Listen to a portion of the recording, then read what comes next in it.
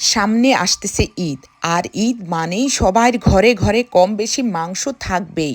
আর এই ঈদে যদি কম মশলায় এত মজাদার সহজ রেসিপি রান্না করে সবার মন জয় করা যায়, তাহলে তো কোনো কথাই নেই। কম মশলায় ভাজা ভাজা গরুর মাংসের রেসিপি, বিশ্বাস করুন এত মজাদার রেসিপি। আসসালামু আলাইকুম, আমি রুবি। আজকে আপনাদের জন্য কম মশলা দিয়ে কিভাবে গরুর মাংস রান্না করা যায় তারই রেসিপি নিয়ে চলে এসেছি। আর এই মাংস রান্না করার জন্য যা যা লাগবে তাই আপনাদেরকে এখন দেখিয়ে দিচ্ছি একদম জুম করে। এখানে গরুর মাংস নিয়েছি 1.5 কেজি। মাংসগুলোকে একটু ছোট ছোট পিস করে নিয়েছি, হাড় মাংস চর্বি সহকারে নিয়েছি। আর মরিচের গুঁড়া নিয়েছি এখানে 1 চা চামচ, লবণ নিয়েছি স্বাদ মতো অর্থাৎ 2 চা চামচ, তেল নিয়েছি 5 টেবিল চামচ, রসুন নিয়েছি, রসুন আদা পেস্ট নিয়েছি 3 টেবিল চামচ, বেশ কয়েকটা রসুন নিয়েছি অর্থাৎ 25 থেকে 30টা রসুনের কোষ নিয়েছি, কাঁচামরিচ আড়াআড়ি করে কেটে নিয়েছি 8 থেকে 10টি। তারপর পেঁয়াজ নিয়েছি 2 কাপ কিউব করে কেটে নিয়েছি, আদা কুচি নিয়েছি 2 টেবিল চামচ, ব্ল্যাক পেপার নিয়েছি 1 চা চামচ, আর টমেটো নিয়েছি 5টা ছোট সাইজের। এই ছিল আজকে আমার রান্নার মূল মশলাগুলো। এইবার চলুন চলে যায় মূল রান্নাতে। প্রথমে কড়াই বসিয়ে কড়াইটা গরম হয়ে যাওয়ার পরে তারপর দিয়ে দিচ্ছি তেলটা যখন গরম হয়ে যায় ঠিক তখনই দিয়ে দিচ্ছি মাংসগুলো। এইবার মাংসগুলোকে ভালো করে তেলের মধ্যে ভেজে নিব, অর্থাৎ মাংসগুলো যখন কালারটা একটু চেঞ্জ হয়ে যাবে ঠিক ততক্ষণ পর্যন্ত মাংসগুলোকে ভেজে নিব। আর তখনই দিয়ে দিচ্ছি লবণটা দিয়েও ভালো করে মাংসগুলোকে একটু ভেজে নিব। বেশ খানিকটা সময় আমি মাংসগুলোকে ভেজে ঢাকনা দিয়ে রেখে দিয়েছি। মাংস থেকে কিন্তু এই সময় প্রচুর পানি বের হবে। ওই পানির মধ্যে ঢাকনা দিয়ে বেশ খানিকটা সময় মাংসটাকে মিডিয়াম হিটে রান্না করতে হবে। ঠিক তখনই আমি দিয়ে দিচ্ছি মরিচের গুঁড়া। আর মরিচের গুঁড়াটা দিয়েও আবার বেশ খানিকটা সময় মাংসটাকে একটু কষিয়ে কষিয়ে রান্না করতে হবে মিডিয়াম আঁচে।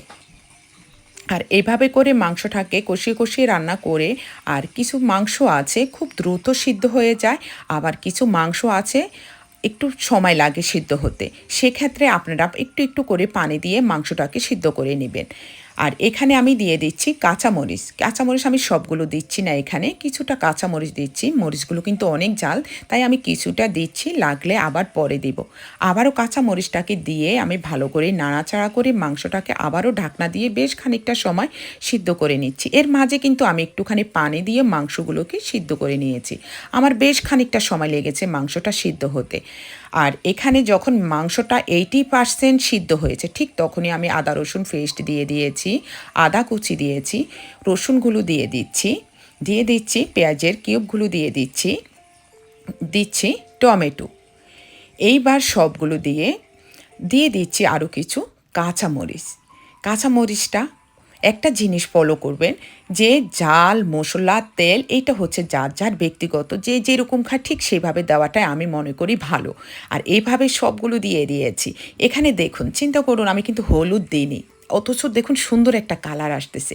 কালারটা কিন্তু কোত্থেকে আসতেছে বুঝতে পারছেন? এখানে কালারটা আসতেছে টমেটো থেকে। টমেটোগুলো যখন গলবে তখন সুন্দর একটা কালার আসবে, আর একটুখানি বেশি করে টমেটো দিতে হবে, তাহলে কালারটা অনেক সুন্দর আসে। আর এই কালারটা দেখে এত লোভনীয় লাগতেছে বলার মতো না।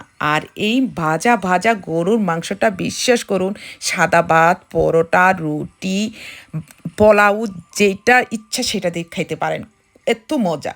আর সবচেয়ে বড় কথা হচ্ছে গরুর মাংসটা রান্না করতেছে অথচ গরম মশলা দিইনি, চিন্তা করছেন? আর মাংসটার স্বাদ পেতে হলে অবশ্যই গরু মাংসটাকে কষিয়ে কষিয়ে রান্না করতে হবে প্রথমত। দ্বিতীয়ত হচ্ছে মশলাগুলো অবশ্যই প্রথমে দেওয়া যাবে না, একদম লাস্টের দিকে যখন 80% মাংসটা সিদ্ধ হবে ঠিক তখনই কিন্তু মশলাগুলো দিতে হবে, তাহলে আপনি মাংসের যে স্বাদ এবং ফ্লেভারটা সেটা অবশ্যই পাবেন। আর দেখুন এই পর্যায়ে রসুনগুলো একদম গোটা গোটা, একটাও কিন্তু গলেনি। তখন দেখুন আমি ভেঙে দিচ্ছি, একদম সিদ্ধ হয়ে গেছে। আর এই পর্যায়ে দিয়ে দিচ্ছি গোলমরিচগুলো, দিয়ে দিচ্ছি কালো ব্ল্যাক পেপারের গুঁড়োটা দিয়ে আবারও খানিকটা সময় একটু নাড়াচাড়া করে নিয়ে নিচ্ছি।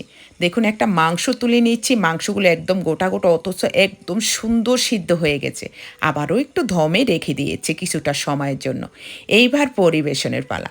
একটা প্লেটে নিয়ে নিচ্ছি মাংসগুলোকে। দেখুন কত লোভনীয়, কত এত সুন্দর কি যে একটা ফ্লেভার বের হচ্ছে আপনাদেরকে বলে বোঝাতে পারবো না। যখন আপনারা রান্না করবেন তখন আপনারা বুঝতে পারবেন যে কত মজার এবং কত সুন্দর একটা ফ্লেভার বের হয়, কল্পনাও করতে পারবেন না। অবশ্যই রান্না করবেন এই ঈদে, আর কেমন হয়েছে অবশ্যই আপনারা জানাবেন। যারা এখনও আমার চ্যানেলটি সাবস্ক্রাইব করেননি প্লিজ আমার চ্যানেলটি সাবস্ক্রাইব করবেন, লাইক কমেন্ট শেয়ার করবেন। সে পর্যন্ত ভালো থাকবেন। আল্লাহ হাফেজ।